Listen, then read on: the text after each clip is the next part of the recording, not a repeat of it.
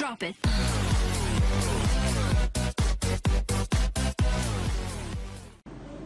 Assalamualaikum warahmatullahi wabarakatuh. Jumpa lagi bersama saya Miss Yona dalam pembelajaran kimia. Bagaimana keadaan Ananda semua? Semoga Ananda semua sehat dan dalam lindungan Allah Subhanahu wa taala. Perlu Ananda ketahui bahwasanya proses pembusukan makanan dan peledakan bom itu merupakan proses terjadinya reaksi kimia. Akan tetapi kalau Ananda bedakan antara reaksi keduanya, dia memiliki waktu yang berbeda pula, bukan? Jadi perbedaan waktu antara reaksi peledakan bom dan pembusukan makanan itu merupakan penerapan dari laju reaksi dalam kehidupan sehari-hari. Jadi, apa itu laju reaksi? Yuk kita simak video berikut ini. Pada kesempatan kali ini ada beberapa yang akan kita bahas. Yang pertama, kemolaran. Kenapa kemolaran? Karena dalam laju reaksi ini kita akan memakai molar sebagai satuan dari laju reaksi, yaitu molar per detik. Kemudian kita akan membahas apa saja atau bagaimana pengertian dari laju reaksi, kemudian apa saja faktor-faktor yang mempengaruhi laju reaksi, bagaimana dengan hubungannya dengan teori tumbukan, dan penerapan konsep dari laju reaksi. Yang pertama, mari kita lihat apa itu kemolaran. Kemolaran atau molaritas yang dilambangkan dengan huruf M besar adalah jumlah mol yang terlarut dalam setiap liter larutan atau dalam satuan mol per liter. Molar rumusnya adalah N per V atau mol yang terlarut per liter larutan, atau dapat kita jabarkan kembali menjadi gram per mr dikali 1000 volumenya dalam mililiter, ya. Jadi gram per ml kali 1000 per mililiter. Mengapa konsentrasi dinyatakan dalam molaritas atau kemolaran? Karena kita bisa menentukan jumlah mol zat yang terlarut hanya dengan mengukur volume larut.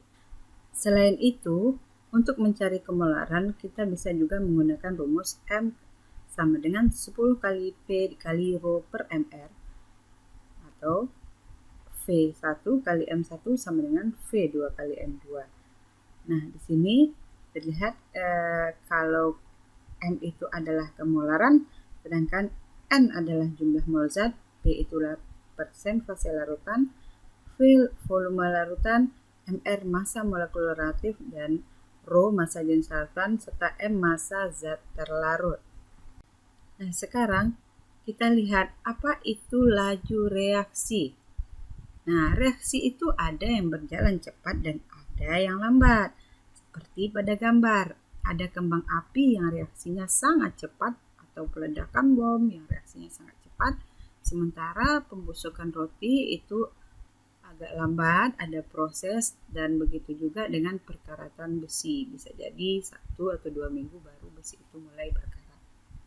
Nah, laju reaksi bisa kita artikan seberapa cepat atau lambat suatu proses itu berlangsung, atau besarnya perubahan yang terjadi dalam suatu waktu, misalnya dalam detik, menit, jam, hari, bulan, tahun.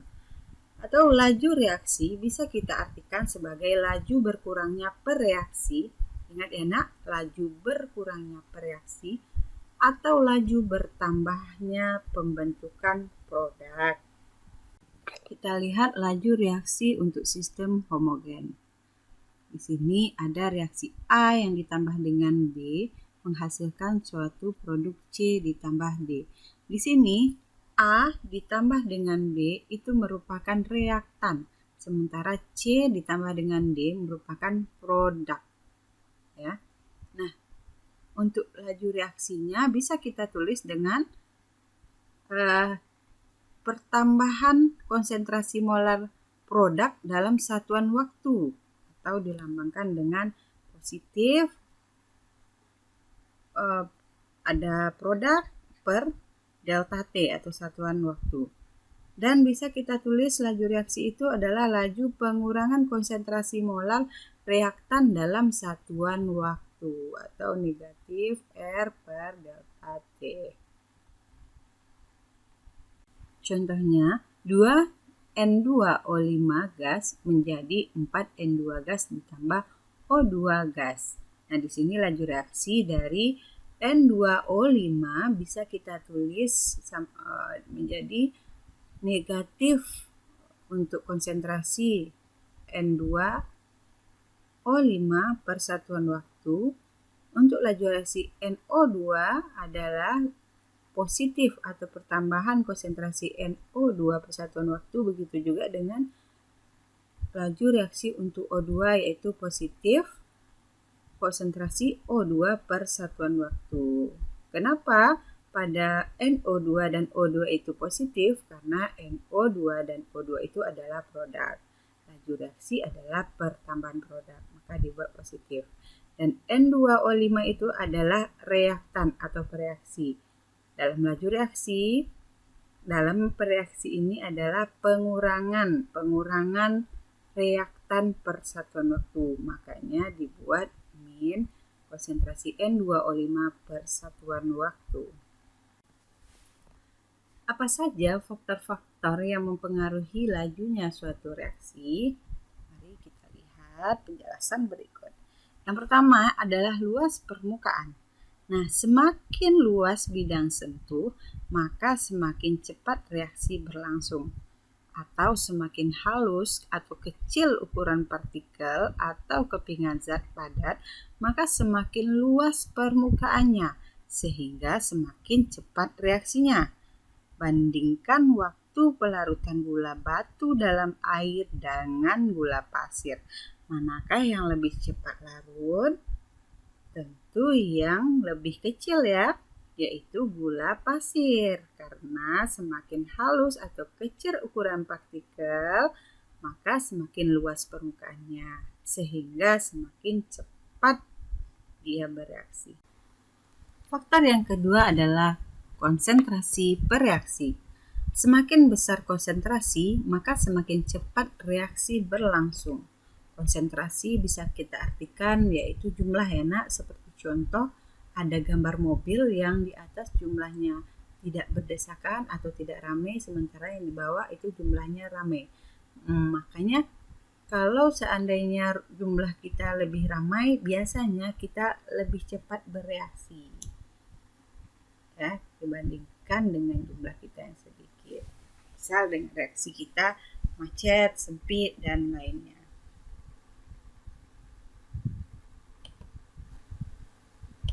Faktor yang ketiga adalah tekanan.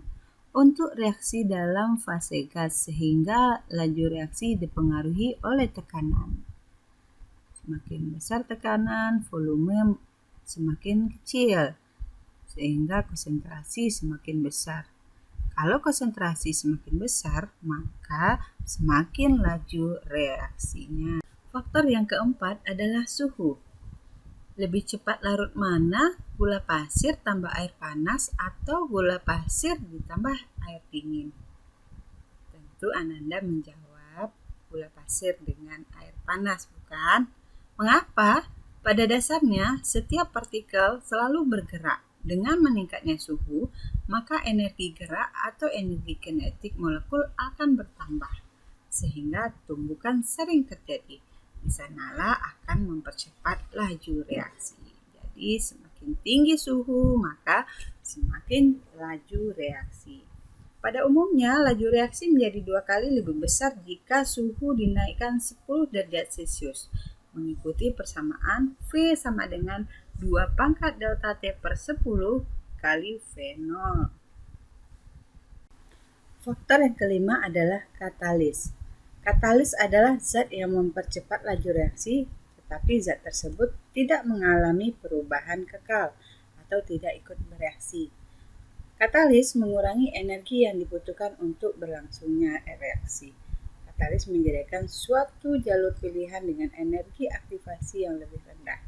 Nah, katalis kalau dalam kehidupan sehari-hari kita ibaratkan adalah mak comblang. Apabila seseorang mau menikah, ada yang mengenalkannya, tapi dia tidak ikut bereaksi. Nah, itu dia. Jadi katalis mirip dengan mak comblang. Selanjutnya kita bahas mengenai orde reaksi. Pangkat konsentrasi pereaksi pada laju reaksi. Orde reaksi itu adalah total keseluruhan orde pada setiap reaksinya. Misal, pada persamaan laju reaksi, V sama dengan K dikali konsentrasi A pangkatkan orde X dikali konsentrasi B pangkat orde Y. Maka orde reaksinya adalah penjumlahan dari orde X dan orde Y. Orde reaksi ditentukan melalui percobaan. Tidak ada kaitannya dengan koefisien reaksi. Orde reaksi menunjukkan pengaruh konsentrasi per reaksi terhadap laju reaksinya. Makna orde reaksi. Yang pertama, reaksi dengan orde nol. Reaksi berorde nol pada salah satu reaksinya apabila perubahan konsentrasinya tidak berpengaruh pada laju reaksi. Yang kedua adalah reaksi orde 1. Reaksi orde 1 terhadap salah satu reaksinya jika laju reaksi berbanding lurus dengan konsentrasi per reaksi. Sedangkan orde reaksi 2, reaksi dengan orde 2 yaitu reaksi berorde 2 terhadap salah satu reaksinya jika laju reaksi perubahan pangkat 2 dari konsentrasi per reaksinya. Bagaimana menentukan persamaan laju reaksi?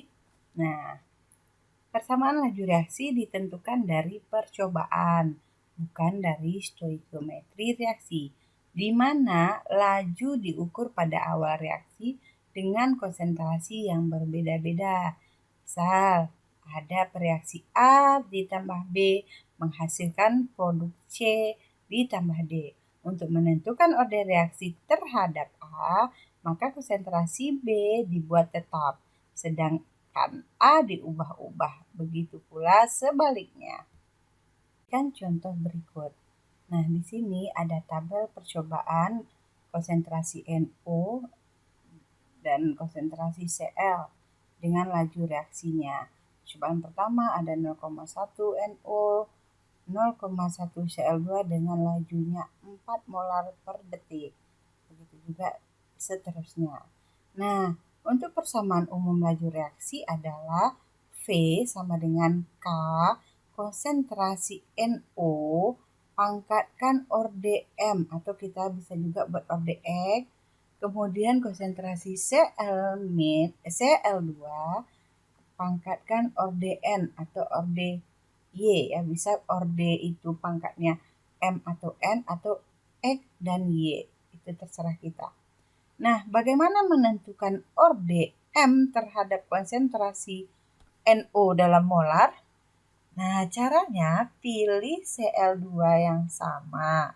Berarti konsentrasi zat Cl2 tidak mempengaruhi laju reaksi. Ini ada pada data pertama dan kedua. Cl2 yang konsentrasinya sama adalah 0,1 molar di percobaan 1 dan 0,1 molar di percobaan 2. Maka kita masukkan ke dalam persamaan umum laju reaksi. V sama dengan K konsentrasi NO pangkat orde M dan konsentrasi Cl2 pangkat orde N atau orde X dan Y. Nah, kita masukkan persamaan 3. Kita tulis P3 persamaan 1, kita tulis P1. Nah, setelah kita tulis persamaannya, maka kita masukkan angkanya atau nilainya. Pada percobaan 3, itu lajunya ada 8 molar per detik dan percobaan 1 ada 4. Masukkan di konsentrasi NO di percobaan 3 itu adalah 0,2, percobaan 1 0,1 dan konsentrasi Cl-nya tetap yaitu 0,1 untuk percobaan 3 dan 0,1 untuk percobaan 1. Sehingga setelah kita coret 8/4 itu 2, 0,2 orde M bagi 0,1 orde M adalah 2 pangkat orde M kali 1. Maka 2 sama dengan 2 pangkat M. Maka M itu berapa? Tentu 1. 2 pangkat 1 sama dengan 2. Selanjutnya ada teori tumbukan, yaitu suatu reaksi berlangsung sebagai hasil tumbukan antara partikel bereaksi. Tetapi tidak semua tumbukan menghasilkan reaksi, hanya tumbukan antar partikel yang memiliki energi cukup serta arah tumbukan yang tepat. Jadi laju reaksi itu bergantung 3. Ada frekuensi tumbukan, ada energi partikel bereaksi, dan arah tumbukan. Tumbukan efektif adalah tumbukan yang akan menghasilkan suatu reaksi. Energi pengaktifan adalah energi kinetik minimum yang harus dimiliki bereaksi sehingga reaksi dapat berlangsung. Terakhir kita bahas mengenai penerapan konsep laju reaksi. Nah, laju reaksi biasanya digunakan pada industri pembuatan amonia dan industri roti. Inilah pembahasan mengenai laju reaksi. Setelah Ananda mendengar penjelasan tadi, Miss harap Ananda semua memahami materi kita tadi. Untuk selanjutnya, penugasan akan Miss kirim melalui Google Classroom. Sekian dari Miss. Assalamualaikum warahmatullahi wabarakatuh. Dadah!